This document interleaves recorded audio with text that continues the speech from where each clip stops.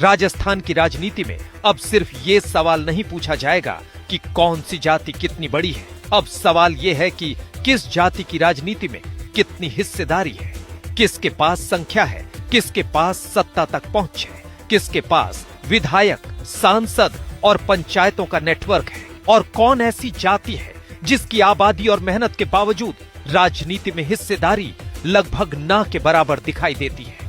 क्योंकि राजस्थान में पहली बार ओबीसी की 92 जातियों को लेकर ऐसा डेटा सामने आया है जिसने आने वाले पंचायत और निकाय चुनावों की पूरी सियासत को दिलचस्प बना दिया है। और इस पूरी कहानी में सबसे चौंकाने वाला नाम है जाट। रिपोर्ट के मुताबिक ओबीसी की जातियों में राजनीतिक रूप से सबसे मजबूत स्थिति जाट समाज की बताई जा रही है।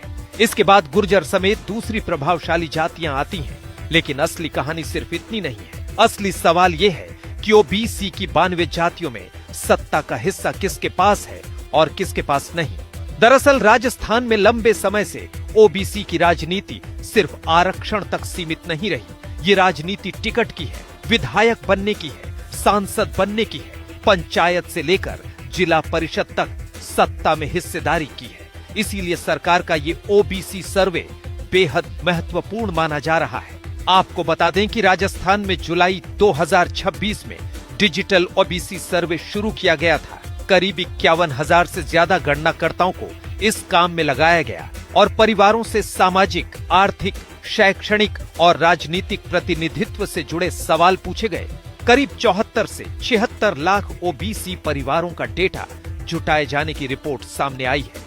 यानी पहली बार सरकार सिर्फ ये नहीं देख रही कि ओबीसी में कौन कौन आता है, बल्कि ये भी देखा जा रहा है कि इन जातियों की राजनीति में वास्तविक भागीदारी कितनी है। और यहीं से शुरू होता है राजस्थान के ओबीसी पॉलिटिक्स का सबसे दिलचस्प अध्याय।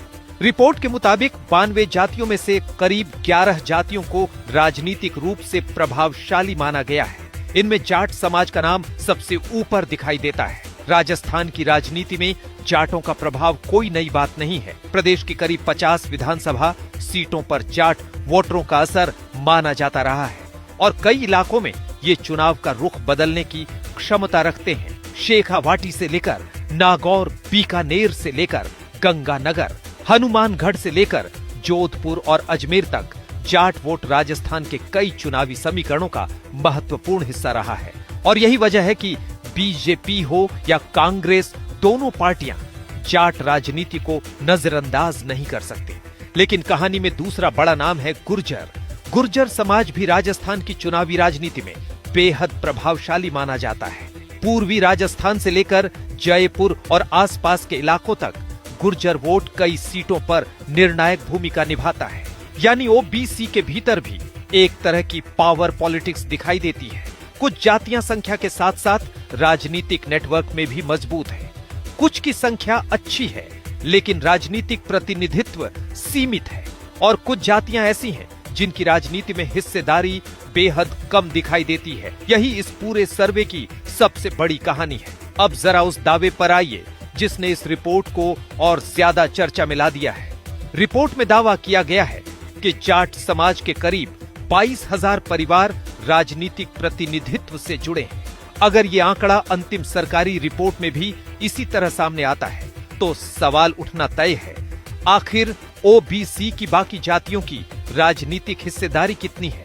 क्योंकि ओबीसी कोई एक जाति नहीं है, इसके अंदर दर्जनों समुदाय हैं। जाट हैं, गुर्जर हैं, यादव हैं, कुशवाहा हैं, माली सैनी हैं, बिश्नोई हैं, रेबारी रायका हैं और कई छोटी जातियां भी हैं।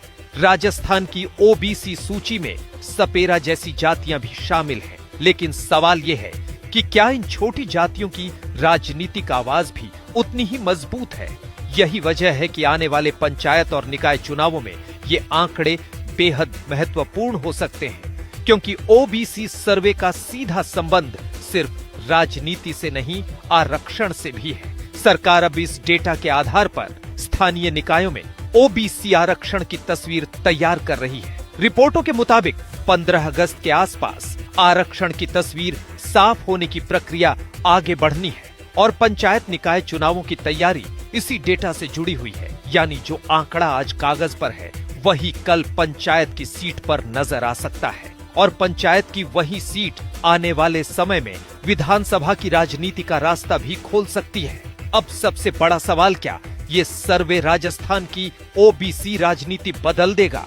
जवाब है बहुत हद तक संभव है, क्योंकि अब पार्टियों के पास सिर्फ अनुमान नहीं बल्कि जातिवार राजनीतिक प्रतिनिधित्व का डेटा होगा।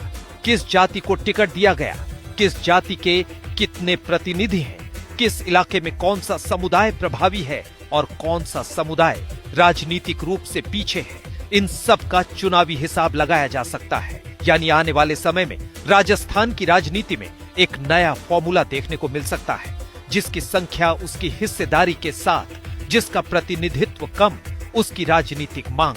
लेकिन इस पूरी कहानी का सबसे बड़ा सवाल यही है, अगर ओबीसी की 92 जातियों में कुछ जातियां राजनीतिक रूप से बेहद ताकतवर हैं और कुछ जातियां सत्ता के गलियारों में लगभग दिखाई ही नहीं देती, तो क्या अब उनके लिए राजनीतिक प्रतिनिधित्व का नया रास्ता खुलेगा?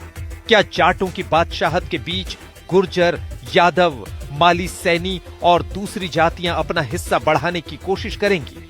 क्या छोटी ओबीसी जातियां अब अलग राजनीतिक मंच या अलग प्रतिनिधित्व की मांग करेंगी?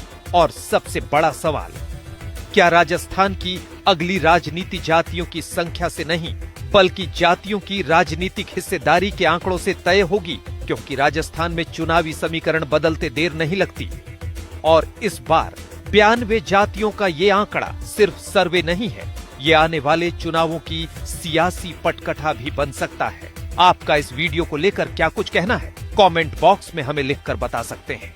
ब्यूरो रिपोर्ट, राजस्थान तक।